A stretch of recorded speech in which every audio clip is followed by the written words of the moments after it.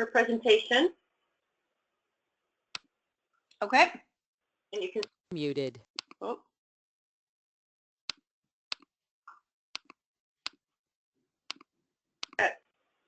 Can you hear me too, Nadine? Yes, I can.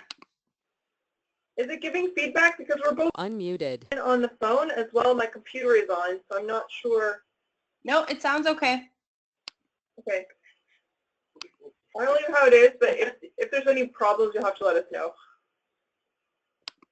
Okay.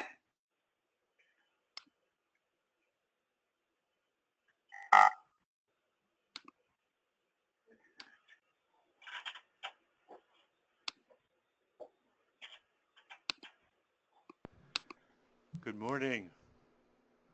Morning, Eric. How are you this morning? Good. Nadine? We're starting to warm up here in Canada. See how many people we have. Good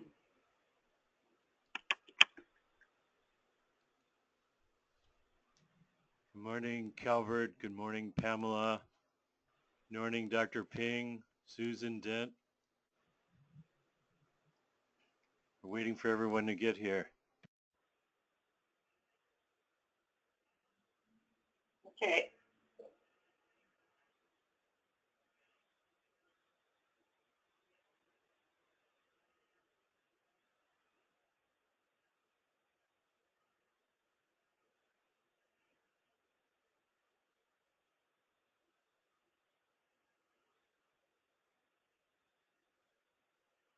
Good morning, Arjun.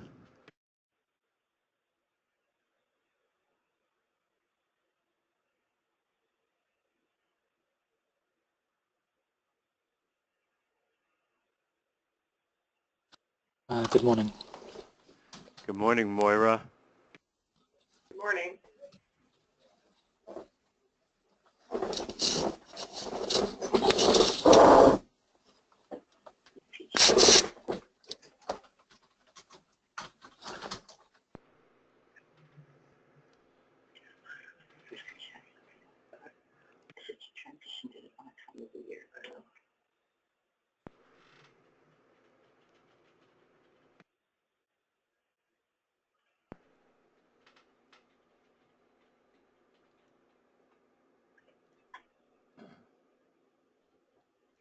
Susan Dent has a question. No, I don't have a question. I'm fine. Okay.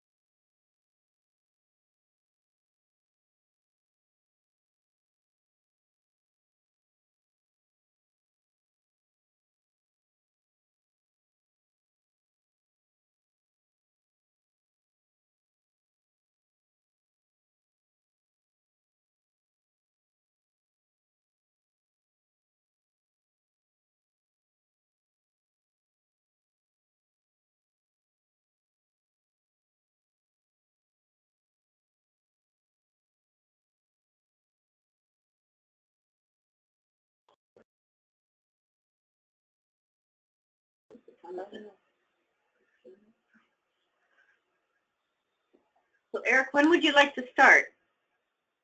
Let's go ahead. I think it's been about 3 minutes. People will sort of lag, but come in. Okay. So I just want to start by saying, so Moira is here beside me. She's going to be presenting the case. And Moira hasn't been typically on these rounds before, but she just started her PGY5 in internal medicine, or medical oncology. Medical oncology, of course, but she's also worked with me on some cardio-oncology projects.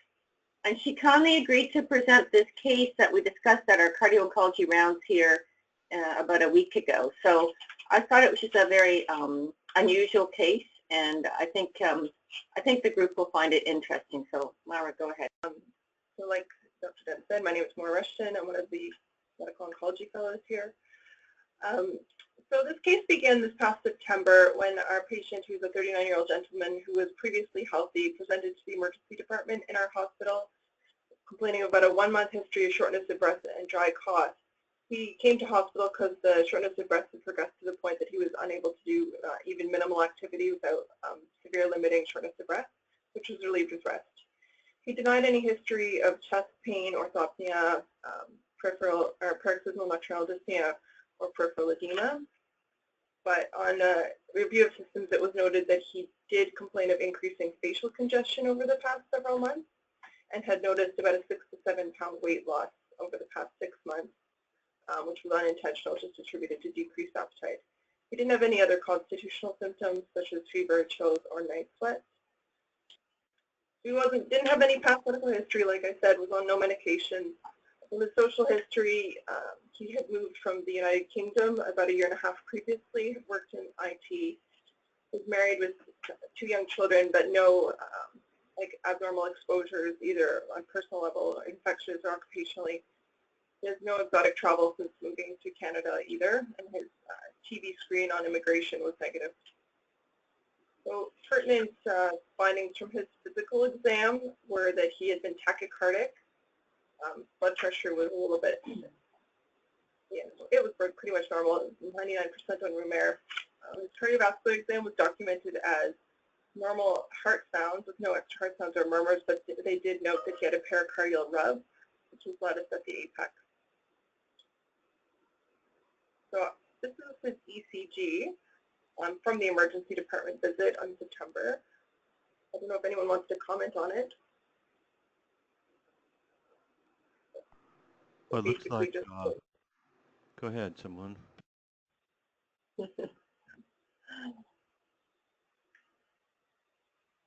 I'll take a stab at it then. It looks like a sinus tachycardia with left anterior fascicular block because of a minus axis with the poor airway progression that accompanies that, and some minor ST changes.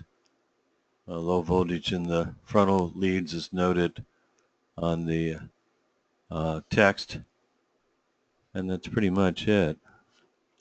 Yeah, pretty much it. So nothing really specific for, pericarditis, for example, they were probably looking for in this patient. And then they did a chest x-ray while they were there too. The lateral is on the next slide, but again, if someone wants to comment on the findings, I can show you the lateral as well. Again, no pericardial silhouette enlargement. There is, for the size of the heart, which is normal size, there's kind of a bump above the right ventricle on the right border that usually characterizes the ascending aorta as it comes around, and so could be an ascending aorta, could be a pulmonary bump, but I don't see one on the other side, so it's usually the left pulmonary that gives you a little bump, so perhaps it's the ascending aorta. Maybe the lateral will help us sort it out. Yeah, so here's the lateral. And looking at the aorta, can't really make a lot out, and looking for the anterior retrosternal space, it looks like it's filled in a little bit, so still could be the aorta, the ascending aorta, which if that's dilated and there's pericarditis, you would worry about dissection. So that's the only comment that I have so far. Okay. Any other thoughts? Sorry, I'm just trying to get you to guess what I'm thinking a little bit, but other differential might be anterior, like if there was a mass in the anterior mediastinum there. Yeah, so anterior mediastinal mass would think about thyroid, teratoma, lymphoma, stuff like that, and thymus. Yes, exactly. So since the emergency department, a lot of our emergency docs now these days are doing ultrasound as point of care. So this was done on this patient as well, given his pericardial rub they picked up. And they noted that they found a pericardial effusion as well as what looked like a right atrial mass. So that prompted a quick call to cardiology.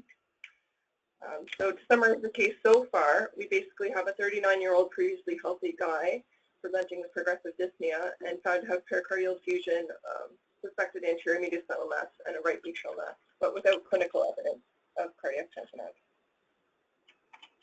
So what's going on? How do we unify those findings?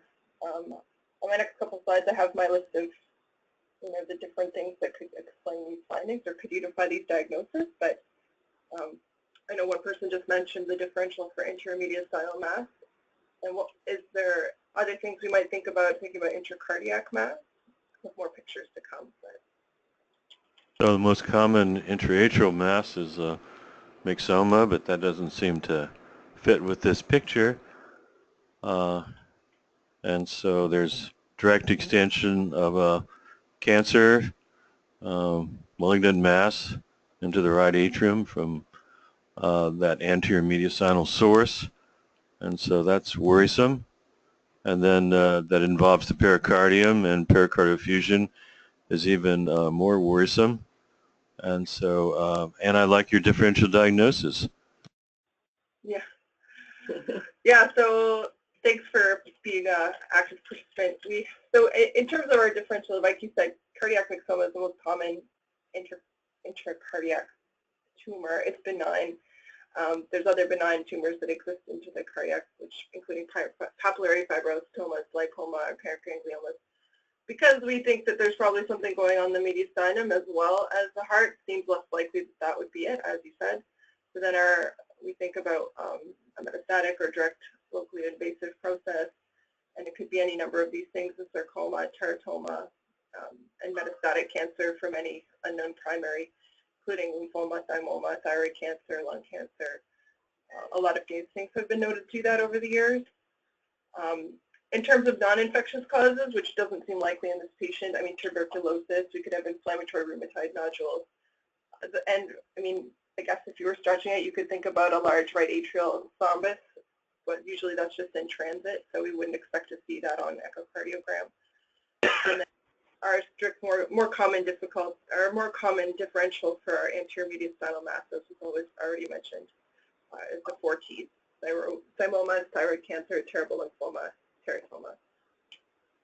So for this patient, he was admitted from the emergency department into CCU, and the investigations were undertaken to further characterize the right atrial mass. At this point, I mean, it's more of the advantage of hindsight, pointing out that he had abnormality in the anterior mediastinum on his admission and initial cardiology consult. They weren't really going down that route. They had been thinking more that it might be a myxoma. So all these investigations were ordered: echocardium, CT, and cardiac MRI and biopsy, and I'll go through those first. So the echocardiogram, unfortunately, we weren't able to upload the videos from the echo because they're fairly impressive. Some of the screenshots are here where you can see the mass occupying a lot of the right atrium into the right ventricle there. I'm sure most of your cardiologists, you probably have a better understanding of these images than I do, but so it's fairly impressive to see. Our cardiologist comment that basically almost his entire right atrium was occupied by this mass, and even having, like, going in and out of the RV during a cardiac cycle, making it impressive that the patient was still walking around when he walked into the hospital. Any comments, anyone? Eric? Let's see, I guess we're concerned about superior vena cava type syndrome that's associated with that facial edema that you were citing early on.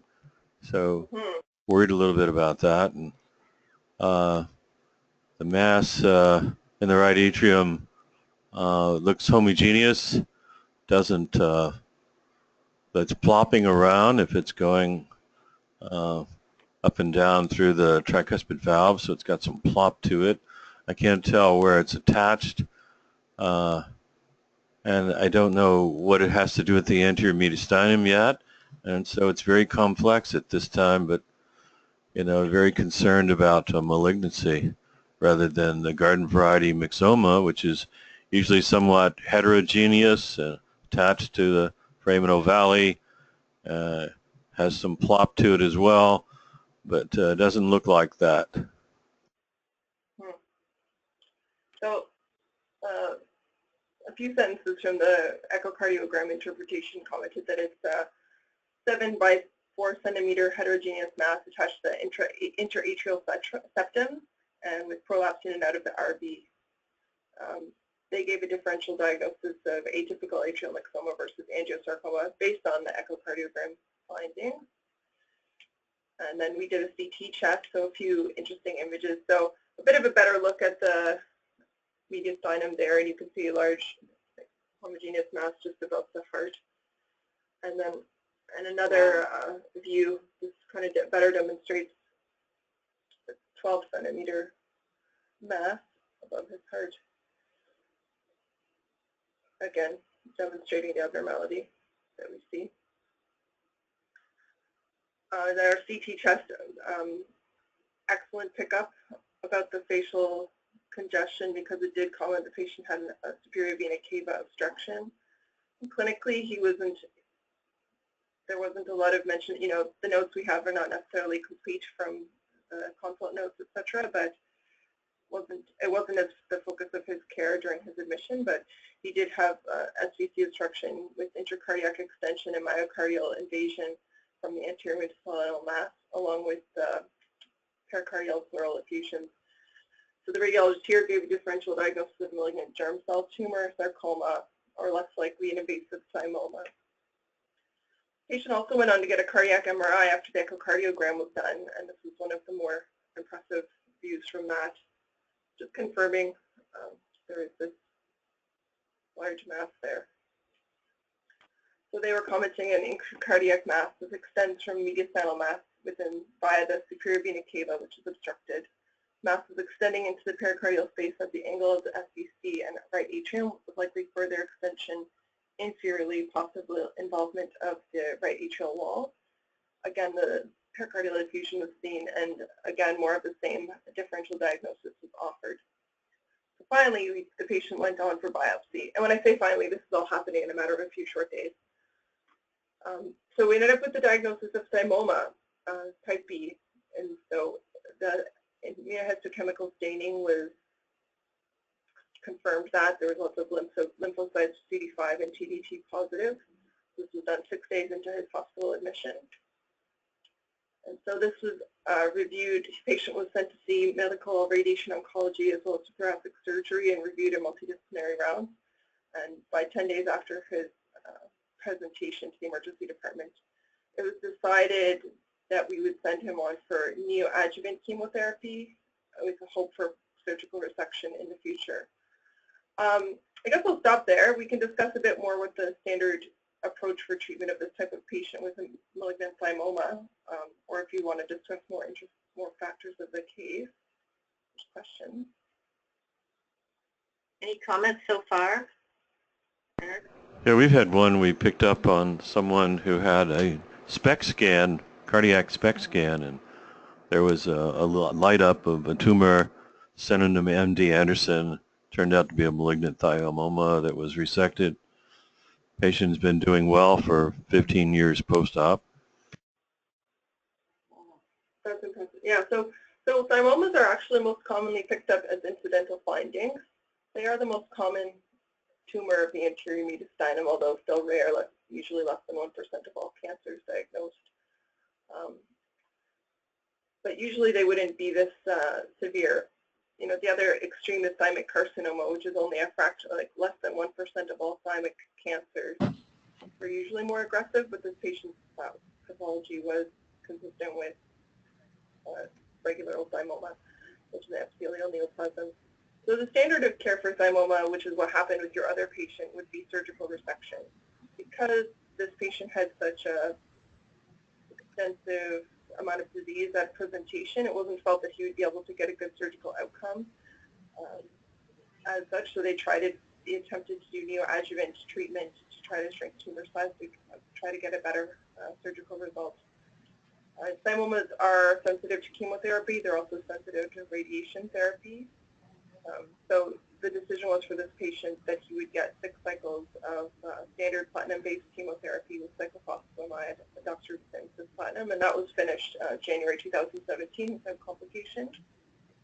So he went for a 13-hour surgery on March 7th, which was very extensive, required both involvement of cardiac as well as thoracic surgery to resect, you know, the various vascular structures, the tumor itself, and the structures it was invading into, and creating grafts to reconstruct his heart and major vessels, as well as left upper lobe wedge resection and some lymph nodes involved. And so the final surgical pathology showed a type B3 thymoma, which is stage 4, until T4B-N1. So despite the neoadjuvant chemotherapy, the patient still had a large volume of residual disease. Interestingly, though, and although his tumor didn't shrink a lot, he did feel significantly better on chemotherapy. You know, his SVC syndrome, you know, improved. He was able to be more functional, so he wasn't in that severe dyspnea on exertion state that he presented with. So it was a bit disappointing that the size response wasn't better. And unfortunately, there was a residual tumor in the superior margin, the right atrial margin, and there was also found to be a left ventricular myocardial implant, which was not fully resected. The wedge resection margins were negative.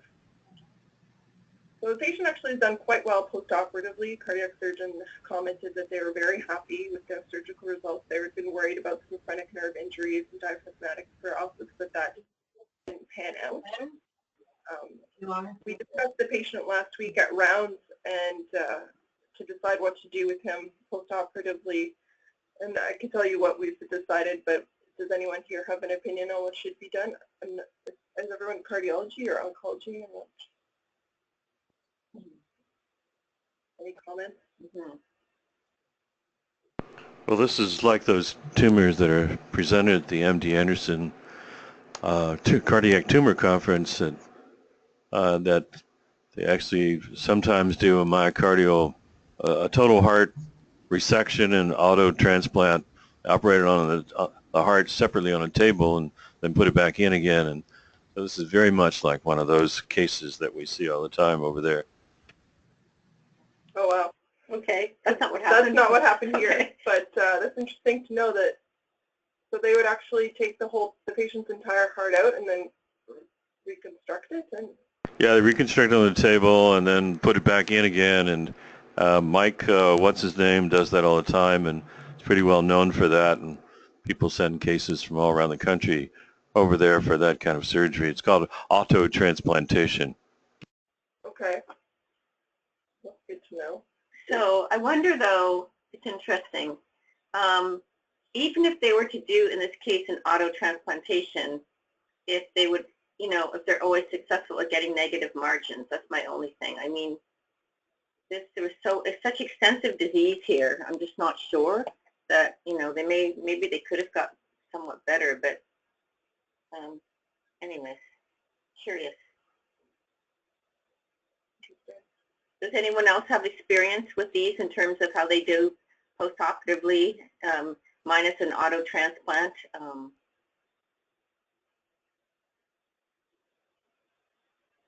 No. So in terms of options for him post-op, you know, it was discussed whether there'd be a role for further post-op chemotherapy versus post-op radiation therapy. Obviously, direct radiation to the heart. I'm the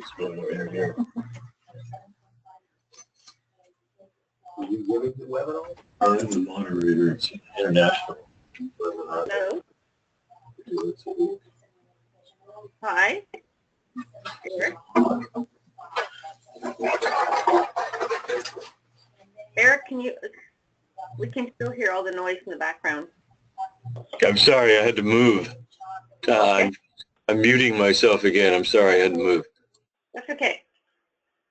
So Mara's just going to tell you sort of what the plan was, and people can comment on it, but I can tell you that it generated a huge amount of discussion in our center, and not just only in our center, but I think the respective oncologists, cardiologists, and surgeons have, discussed this case with others too around the world. So, yeah, so the option for him moving forward would either be, further adjuvant chemotherapy versus adjuvant radiation therapy versus observation, of course, but given the positive margins, I think, and his young age, no one was quite comfortable with leaving him. So the decision has been made that he would go on to post-operative radiotherapy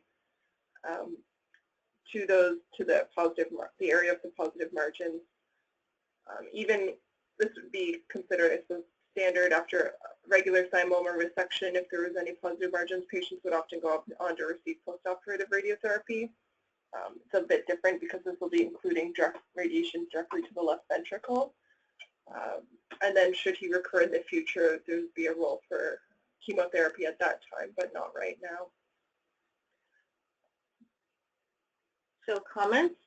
So I haven't, we haven't actually talked to the radiation oncologist or seen the plans, but obviously, no matter how you slice it, it's going to be very tricky because he's had this massive surgery. He's had reconstructed parts, and now he's going to head into radiation. And so the concern is, he's going to have radiation effects on the heart, arteries, and so on. He's not a right-handed. He just doesn't seem like, I see no way that will improve that man's life. Yeah. To get it back. I know him from private. Yeah. So he was the one that wanted to talk to a doctor about the study before he. Oh, sorry. Someone's on the line, or we can hear someone talking about something else. Okay, that's better. Eric, are you still there?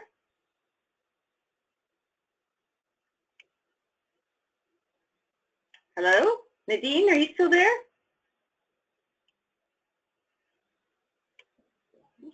Oh, yeah, everyone's still on the line, so they just have to unmute themselves if they want to answer a question, just to avoid the background noise. Okay. So any comments about this individual? Anything different other than, perhaps could have considered an auto transplantation, but even with that, I think there's no particular guarantees that you would have been able to get negative margins of everything, but maybe. Comment? Do you have the radiation plan with the contours? I've not seen it, not yet, but I think that would be interesting to look at because obviously I would be concerned, right, about how they're going to do that. So you're going to get some direct radiation to parts of the heart that you may not wish to radiate would be my concern. How aggressive is this tumor in terms of metastases? Well, so the thing is that he's behaving, the comment from the pathologist or from the group is really that this is behaving more in line with a thymic carcinoma, which is much more aggressive than a typical thymoma, although pathology-wise it looks like a thymoma. Certainly, there's no way for us to know how long he's had this because, we just get him at one snapshot in time. He did have a chest x-ray on his arrival to Canada a year and a half before presentation, which was interpreted as normal, but, the findings on his chest x-ray, may have been too, it's obviously not specific. If you have a bit of a widening of the mediastinum, it probably might not have even been picked up when they're just looking for tuberculosis. So I think that the suspicion from the group was that this, although thymoma usually is a slow-growing malignancy, that his is behaving badly from the start, and he is, relatively young with young children, so try to give him as much more, like living longer is the biggest priority, so getting more control, and it already had metastasized to his lungs, and well, I guess it was more a local extension, but it's felt that it has a high, reasonable metastatic value. If you look at case series of patients even with stage 4B, I mean, it's such a rare tumor that there's like very wide variation in reports for how these patients do, anywhere from 50% survival at 5 years to 80%. But these are just based on case series. There's no large randomized control studies, and even there's no standardized treatment. It's noted that all like of the different trimodalities would be effective in these patients, but you know, in a complex case like this, some patients would even forego surgery or forego chemotherapy, and you know, there's no standard to compare to.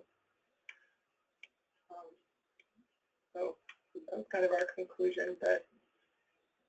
Our conclusion is really that it's an interesting case of thymoma with extensive local invasion, and like I said, behaving more in keeping with the thymic carcinoma with its aggressive local extension. And hopefully with adjuvant therapy, he can have some degree of long-term control, but unlikely to be curative. Is there any evidence of myasthenia in this patient? So no, he doesn't. He didn't have any of the paraneoplastic problems associated with thymoma. So that's interesting, isn't it? So I think what Mara said is true. We don't know how long this was there for, but I think clearly he remains at risk of recurrent disease with a number of positive margins. So I'll be interested to see what kind of planning they are going to do for him for the radiation, but even with that, I mean, we know that, you know, the chance he may likely see this again at some point. He's very young. So what we can provide an update to this case as his sort of treatment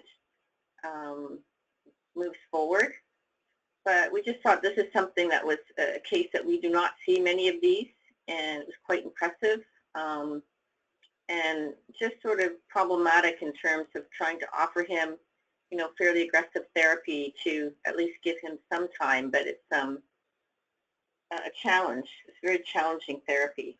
And, you know, the chemotherapy may have made him feel better, but in reality, when you look at the size of the disease, the amount of disease he had prior to the chemo, 6 cycles of chemo, he just had minimal shrinkage, really. Not a great, you know, typical response to chemotherapy that we hope to see. So one of those rare things that it's not always good to have a rare thing in cancer. Yeah, was there total debulking when he had his surgery? Yeah. Yeah. Yeah, so he was just left, but he had 2 nodes that were positive, and he had positive margins, so that's the problem, right? So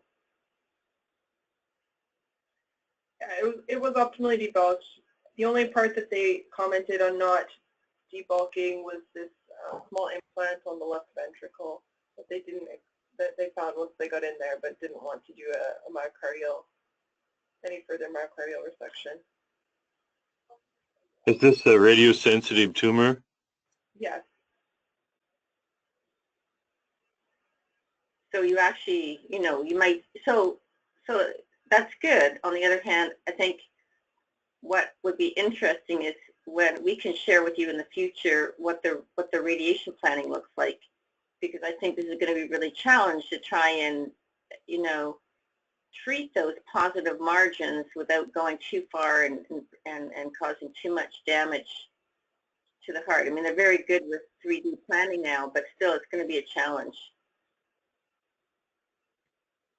Let's see, when people go through the airport scanner, frequently they find knee effusions, hernia.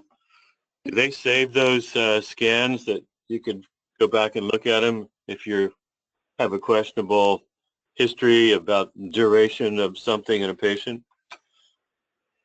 I do not know. I've never heard of that. I've never heard of that, but that's an interesting question. I suspect for privacy, I suspect that they just dump that data. I mean, you know, I agree, but, you know.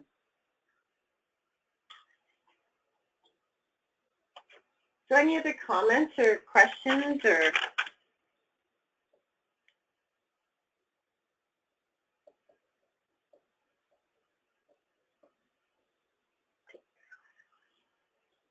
No? Eric, any other questions or comments?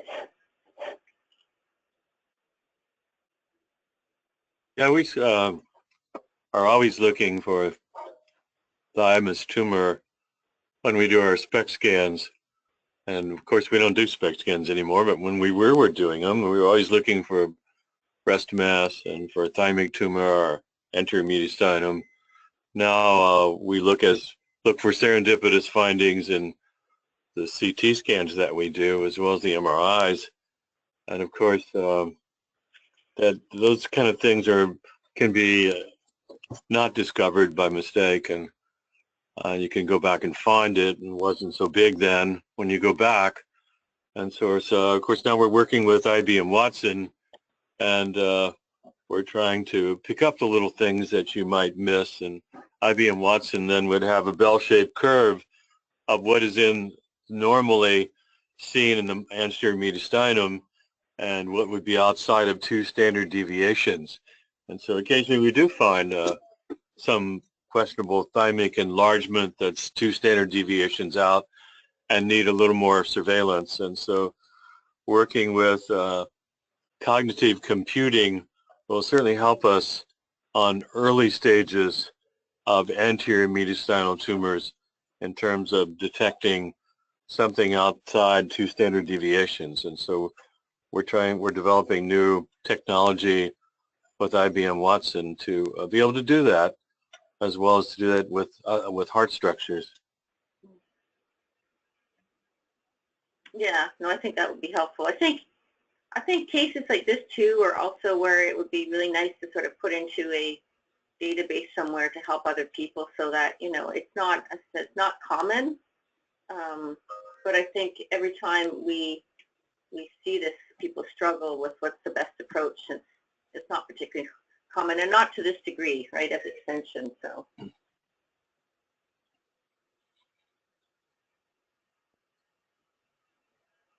So did the edema of the face go away and the superior vena cava obstruction relief? Yes. Yeah, that all resolved.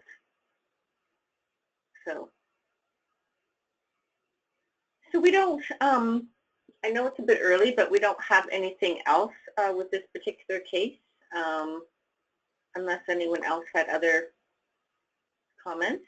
It was more of How will you, on this patient, how will you follow the heart in terms of long-term after adriamycin exposure as well as radiation exposure? What are your plans on long-term follow-up of not only recurrence of the tumor, but also on heart damage? How do you plan on attacking that?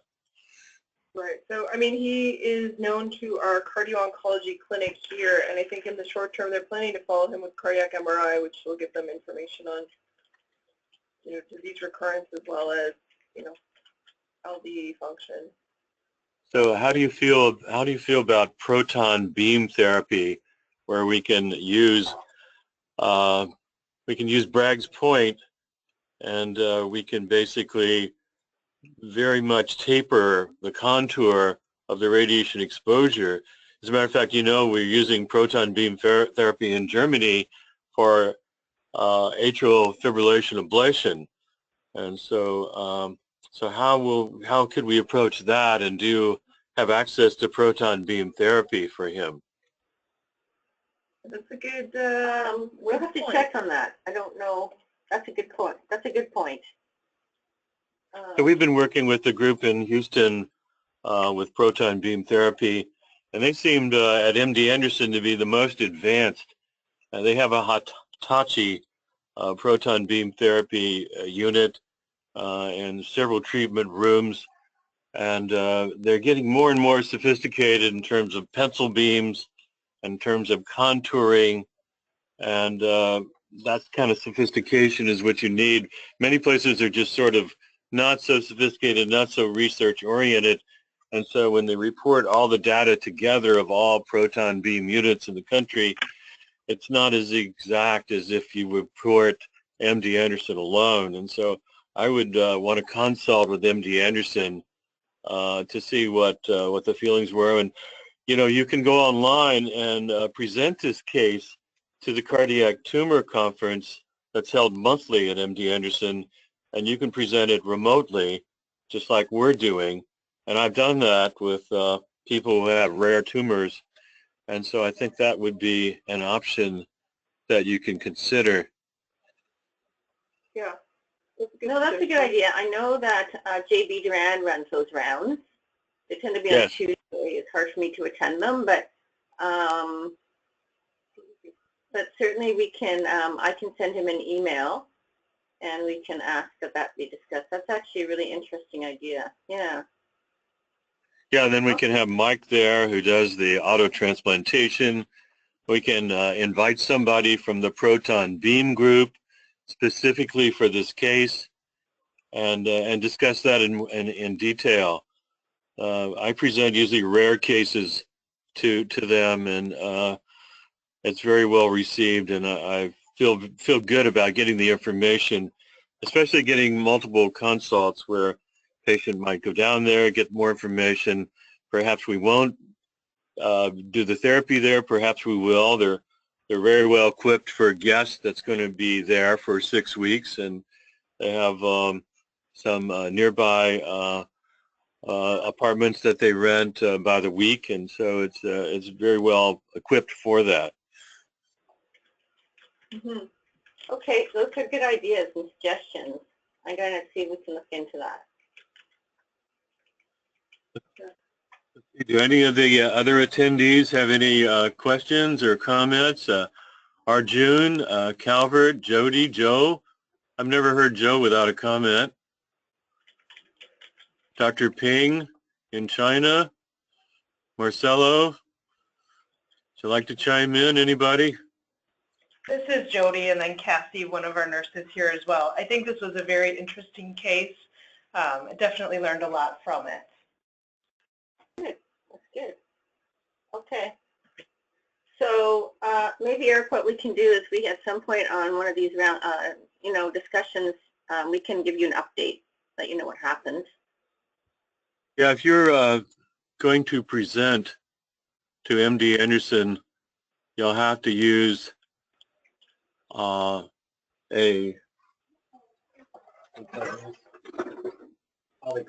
have to use a Polycom if you present there. What's that? A Polycom is I have one right here in my office, and it's a company that makes a video camera and a screen and a voice, and it hooks up to your computer, to your monitor. And the Polycoms used frequently by administrators. They're usually found in administrative offices, and I just happen to have one in my office for the MD Anderson conference. And so you'll have to present it on a Polycom, so you can get that in one of the administrative offices at your hospital. You can ask your IT department, and they'll direct you to one of the hospital Polycoms. Okay.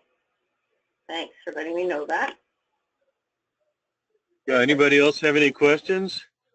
Well, thank you so much for this case. This is a great case. We have recorded it, and we'll be posting it online at the Icos website, hopefully, and also at PrivaCore is another website that we post stuff in.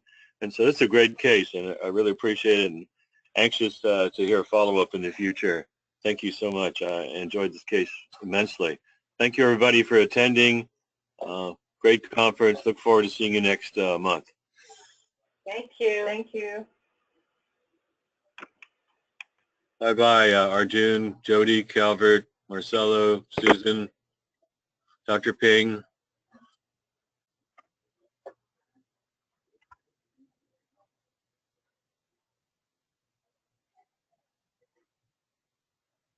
Okay, done with that.